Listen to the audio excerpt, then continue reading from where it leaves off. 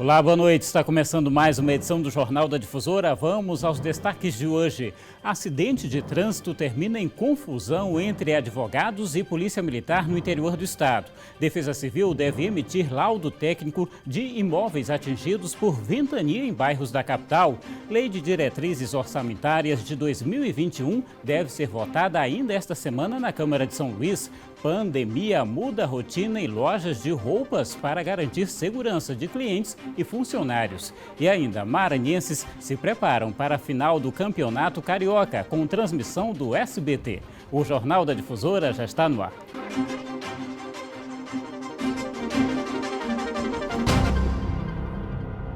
Um acidente de trânsito terminou em confusão entre advogados e um policial militar em Bacabal. A OAB pretende acionar o Ministério Público após supostos abusos na conduta do PM, que nega as acusações. A confusão começou quando os advogados Ricardo Luna Dantas e Jamile Lobo resolveram atender um homem que tinha se envolvido em um acidente de trânsito. Eles foram surpreendidos com a chegada do comandante da Polícia Militar de Bacabal, no bate-boca entre o cliente e a PM. Pela entrega do documento do veículo envolvido na batida, o policial militar, ao entender que a advogada estaria gravando toda a ação, teria decidido quebrar o celular e ainda tentou agredir com um soco a mulher. Ele veio em cima de mim, ele com toda a força que ele tinha, inclusive minha unha quebrou na raiz, ele agarrou a minha mão, ele tomou o meu celular com toda a brutalidade e fez o seguinte movimento. Com licença aqui. Ao tentar defender, Ricardo Dantas interviu para defender a advogada. Ele e Jamile foram conduzidos para a delegacia. E a gente sempre orientou a ele que ele mantesse a calma, que ficasse calmo, que a gente ia acompanhar ele até a delegacia. Foi quando esse major Daniel Kraeski, ele em alto e bom som, me indagou o que eu estaria fazendo ali. Nesse momento eu me identifiquei, disse que era advogado, que ia acompanhar ele até o trâmite final. E ele, a todo instante, ele reprimiu a nossa presença perto dele. O comandante da Polícia Militar envolvido na briga concedeu entrevista coletiva. Ele negou as agressões e disse que o cliente dos advogados estava embriagado. Após fazermos uma vistoria no carro, verificamos algumas garrafas de cerveja, não verificamos arma. O motorista, em momento algum, esboçou fuga, esboçou reação, desacatou ou desobedeceu a guarnição. Ele foi solícito, estava ciente do seu erro e lá eu estava conversando com ele, já havia dado voz de prisão, estava detido, estava sob custódia da Polícia Militar por ter cometido aquele crime. A Ordem dos Advogados do Brasil, Seccional Maranhão, informou que já oficiou a Secretaria de Segurança Pública, o Comando e a Corregedoria da Polícia Militar para que apurem o caso. Disse também que pretende enviar para o Ministério Público uma notícia-crime de abuso de autoridade. Se o Ministério Público não ofertar a denúncia no prazo legal, a Ordem o fará. Do mesmo modo, quero aproveitar o ensejo para comunicar a todos que já marcamos reunião com o secretário estadual de Segurança Pública para levar ao seu conhecimento os fatos. Bom, e aqui em São Luís, a Defesa Civil segue monitorando a área atingida pela força do vento que destruiu alguns imóveis ontem à tarde. A parte do estado permanece ainda em alerta para novos registros do fenômeno. A Defesa Civil deu continuidade nesta terça-feira às análises estruturais dos imóveis danificados pelos fortes ventos que atingiram a capital maranhense na tarde desta segunda-feira. O local da vistoria foi a Avenida Nova Aurora, no bairro da Aurora, onde várias casas tiveram telhados, forros e muros completamente destruídos.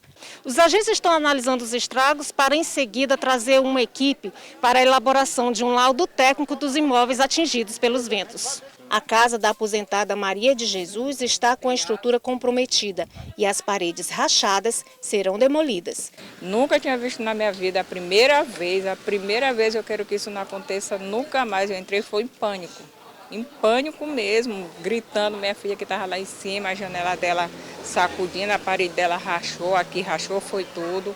Os meninos tudo gritando, meu Deus do céu. A casa dos pais de Dionísio também ficou seriamente comprometida. Além das rachaduras nas paredes, as árvores no quintal não resistiram aos fortes ventos. No momento eu e minha família estávamos aqui, passando o dia com eles. Graças a Deus nós estávamos aqui, mas foi momentos de pânico mesmo. Da sala para lá tem que ser demolido.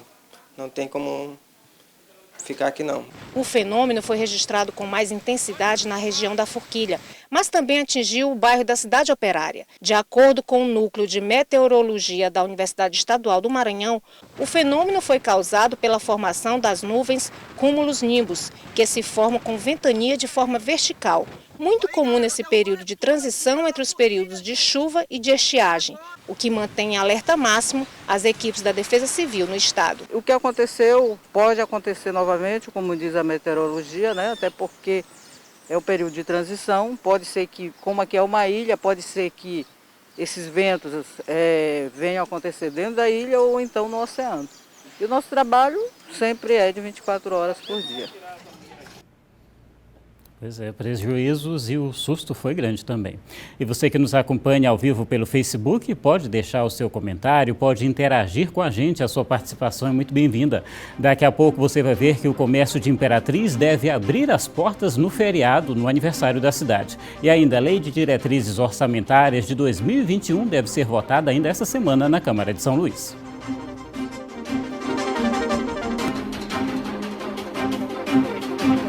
De volta com o Jornal da Difusora e segue em discussão na Câmara de São Luís a Lei de Diretrizes Orçamentárias de 2021. Vereadores têm demonstrado preocupação com a crise financeira do município. Com menos da metade dos parlamentares, a Câmara de Vereadores iniciou a sessão que discutiu a Lei de Diretrizes Orçamentárias para o município em 2021. A sessão de hoje foi dedicada à entrega do relatório pela Comissão de Orçamento aqui da Câmara de Vereadores de São Luís. A votação da lei deve acontecer ainda esta semana. Para os parlamentares, existem duas preocupações a partir de agora. Nós estamos num ano atípico. Além de ser atingido fortemente por uma pandemia, é o último ano da gestão do prefeito Edivaldo. Quem está elaborando o orçamento do ano que vem, que vai ser votado pela Câmara, é a equipe do atual prefeito. Então, nós temos uma eleição programada para novembro e o orçamento do ano que vem vai ser executado por um outro prefeito que pode ter um outro olhar e também nós temos o caso da pandemia, que a gente não sabe quanto tempo vai perdurar. Esta é a última etapa antes da votação pelo Legislativo. Na semana passada, os vereadores se reuniram com o Executivo e fizeram audiência pública para discutir as diretrizes da lei orçamentária. Quando nós observamos aqui, não só a lei, mas o relatório do Executivo, todos os repasses caíram aproximadamente 15% até maio. Então a gente não sabe exatamente qual vai ser esse quantitativo até o final do ano, ou seja, tem uma preocupação muito grande com receita para o próximo ano aqui em São Luís. Talvez seja a grande preocupação e aí vai ter que ter pela parte do Executivo muita criatividade para que realmente possa compensar essas perdas. De acordo com o município, até março deste ano, as perdas de repasse e arrecadação ficaram em torno de 15%. Na semana passada, o parlamento recebeu também o secretário de Planejamento e Desenvolvimento de São Luís, que tratou dos impactos causados pelo coronavírus. A votação da lei orçamentária ainda não tem data para acontecer. E o comércio de Imperatriz vai abrir as portas no feriado de aniversário da cidade. Empresários da região querem evitar perdas após a flexibilização das medidas sanitárias de combate ao novo coronavírus. Um acordo entre o Sindicato do Comércio Varejista e a Associação Comercial e Industrial de Imperatriz autorizou o funcionamento do comércio da cidade no dia 16 de julho, feriado de aniversário do município. A prefeitura também foi consultada, aprovando a decisão que fica a critério do lojista em abrir ou não. Devido à pandemia, que a gente passou bastante tempo de quarentena, todo mundo teve um prejuízo de certa forma, não só os empresários, mas como os funcionários de certa forma também. Teve loja que teve demissão, né? É que o comércio em Imperatriz vai funcionar no dia 16 de julho, quando é celebrado o aniversário de 168 anos do município. Tradicionalmente, nesta data é feriado municipal e os estabelecimentos fecham, mas a decisão foi tomada após uma reunião nesta terça-feira. Imperatriz não pode parar.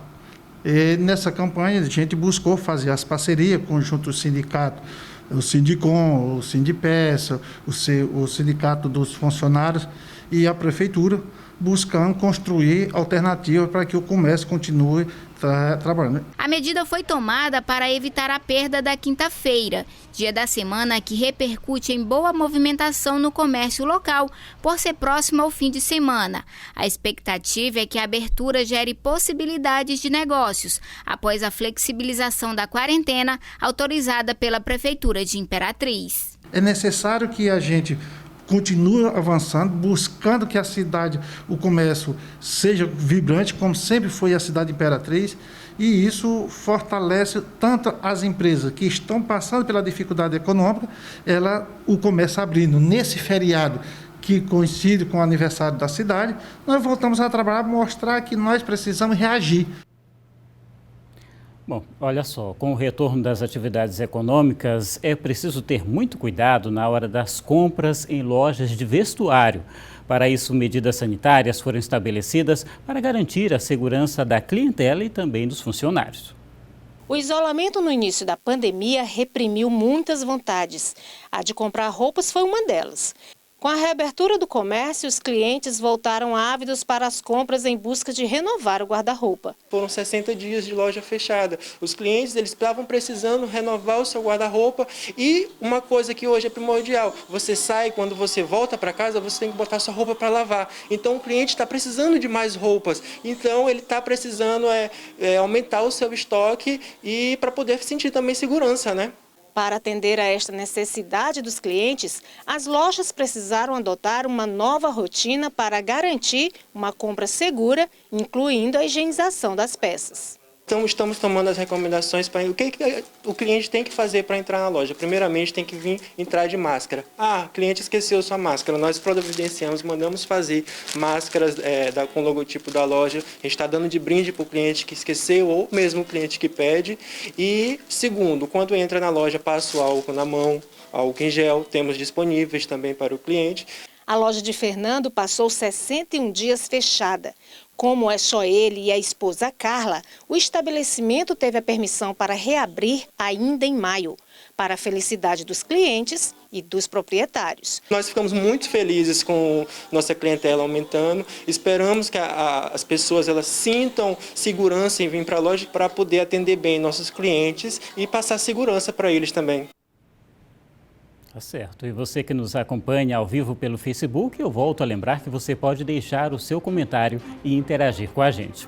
Daqui a pouco você vai ver que maranhenses se preparam para a final do Campeonato Carioca com transmissão do SBT.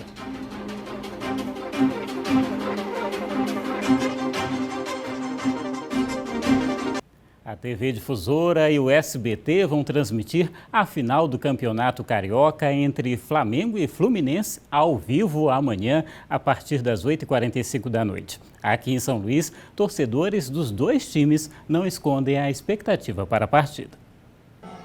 Seu Jorge já entrou no clima da final. Desde a véspera, o hino do time de coração é só o que toca no som do bar, que ele decorou todo com as cores rubro-negra. Por falar nisso, o local que foi batizado de Espaço Fla é o ponto de encontro de torcedores flamenguistas. Por conta da pandemia do novo coronavírus, algumas modificações foram feitas no estabelecimento para que todos assistam a partida com total segurança. Amanhã vai ser diferente, claro que é mais mesas amanhã, mas tudo devidamente separado, 1 metro, 1,5 metro. Vou ter que colocar mais mesa na rua, que eu sei que vem muita gente amanhã. O pessoal vai poder usar também o álcool em gel, você vai disponibilizar o álcool em gel? Tem álcool gel, tem um banheiro ali, sabão líquido. Só que nem todo mundo compartilha da mesma paixão do seu Jorge. O Isaías, por exemplo, é fluminense doente. Estou aqui na grande expectativa do grande jogo de amanhã, no SBT, a partir das 9 horas. Estou confiante que vai dar meu time, Fluminense, tá certo? Pra cima do Flamengo amanhã, tamo junto. Nesta quarta-feira, o SBT vai transmitir a final do Campeonato Carioca entre Flamengo e Fluminense.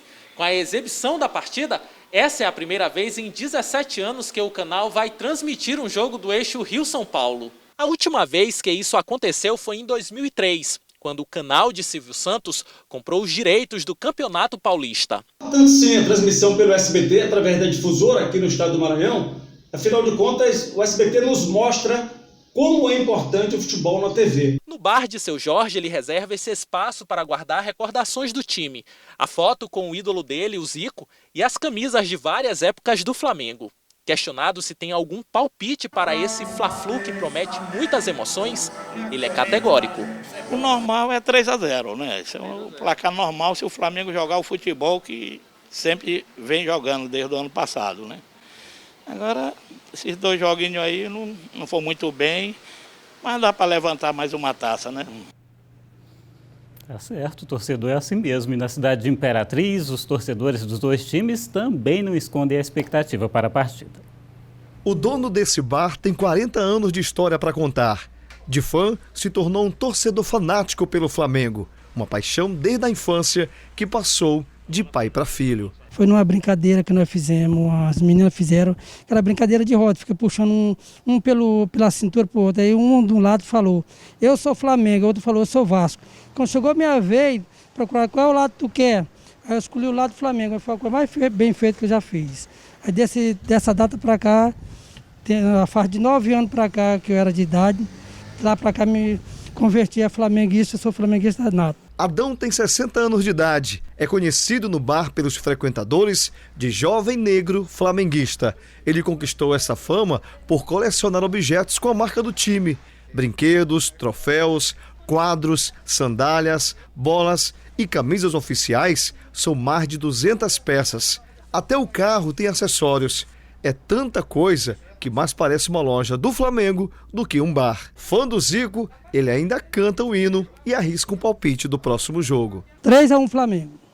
Cante o trechinho da música. Uma vez Flamengo, sempre Flamengo, Flamengo sempre eu hei de ser. Este estofador aproveitou para fabricar puffs com a marca do time do coração e faturar um dinheiro extra. Eu, como torcedor do flamenguista, né, vou bolar uma ideia aqui de fazer o puff com o emblema do Flamengo. Aí fui numa gráfica e mandei o rapaz fazer. E aí tá aqui o puff. Beleza para quem quiser adquirir. Paixão desde criança, o professor Vanderlei é torcedor do time do Fluminense. Atualmente é fundador de um clube de amigos chamado Império Tricolor. No começo foi meio difícil, né? Alguns torcedores assim, por causa que o Fluminense quando perdeu o patrocínio da Unimed, tudo começou o time a decair. Mas hoje, graças a Deus, nós já somos 190 pessoas, a gente consegue se reunir. Agora nessa pandemia não, né? Porque tá todo mundo parado, mas a gente está no grupo, sempre ativo, sempre participando. Mas graças a Deus foi um grupo que surgiu e está dando certo. Neste outro estabelecimento, os clientes terão telão para assistir à partida, bebidas no delivery e as TVs em pontos estratégicos para obedecer às medidas de distanciamento social. Lembrando então, amanhã, a partir de 8h45 da noite, você acompanha aqui na tela da TV Difusora SBT. Uma última informação, a Secretaria de Estado da Saúde divulgou agora há pouco que o número de casos confirmados da Covid-19 chega a 101.467 e 2.536 pessoas já foram vítimas da doença aqui no estado. As reportagens dessa edição você pode rever no portal MA10 e para isso basta acionar a câmera do seu celular e apontar para o QR Code que aparece aqui na sua tela. Vá lá também nas nossas redes sociais e interaja com a gente. O Jornal da Difusora fica por aqui com imagens ao vivo da movimentação na Avenida Beira Mar. Obrigado pela sua audiência e uma ótima noite para você.